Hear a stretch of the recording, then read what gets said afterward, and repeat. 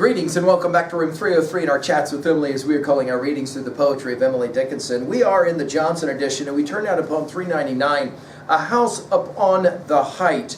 It's altogether possible that Emily is responding to the famous gospel passage from Matthew 5:14, "Ye are the light of the world, a city that is set on a hill cannot be hid."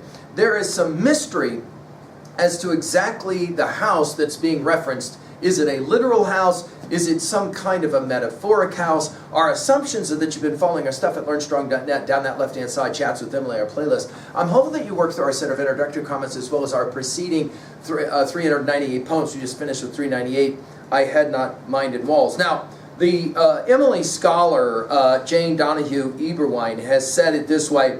She sees in this poem, quote, "the conventional environmental horrors of Gothic fiction," end quote. And in fact, it seems that pretty easily that we can connect Poe's Fall of the House of Usher to our reading of this poem. Now, some of you will see this as a literal text about a house, an abandoned house, and some of you will see this as maybe more metaphoric. Some of you even ask, is this Emily's view of the American mansion, if you will? A house upon the height that wagon never reached. No dead were ever carried down, no peddler's cart approached, whose chimney never smoked, whose windows night and morn caught sunrise first and sunset last, then held an empty pane, whose fate conjecture knew, no other neighbor did, and what it was we never lisped, because he never told. Now, again, it isn't clear. This is, what so many of these Emily poems. We would love to be able to say to Emily, what were you dealing with when you were thinking about the house? Is she speaking about a specific abandoned house? Some of those immediately come to mind.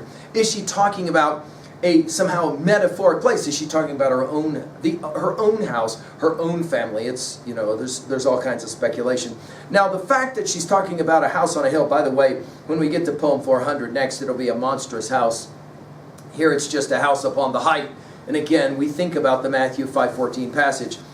Notice, wagon never reached. Now, some have seen this as Emily's understanding of her study of Plato's Republic and the ideal republic, the thing that can never be fully attained, never fully reached, the wagon that never reached this house.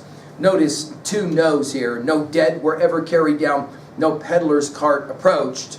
Again, how you read this is in large measure how you understand what it is she's saying has been abandoned. Is she talking about simply a specific house, or is she talking more about maybe some idea or some institution that's been abandoned? Notice, whose chimney never smoked, whose windows night and morn caught sunrise first and sunset last, then held an empty pane. Notice empty capitalized. And this is what has led some readers to say, I think she's doing something more here metaphorically, whose fate, notice we go from whose chimney to, and whose window to now whose fate, conjecture knew, no other neighbor did. In other words, lots of speculation.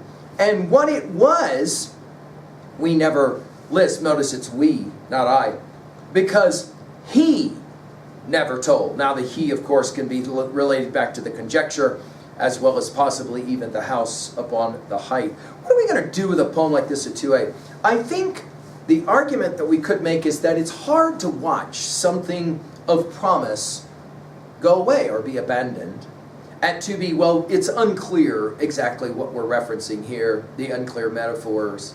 At 3A, we mentioned Matthew 5:14, but I'd like us to think about our study of Poe's Fall of the House of Usher, and the idea that at the same time, roughly, Emily and Poe are both dealing with the idea of what is being lost, what is being abandoned, what is already going away, metaphorically in this poem, for sure. At 3B, what is for you, how to own a poem like this, what is for you a project that you saw go empty and you're troubled by it, that it was abandoned? Thank you.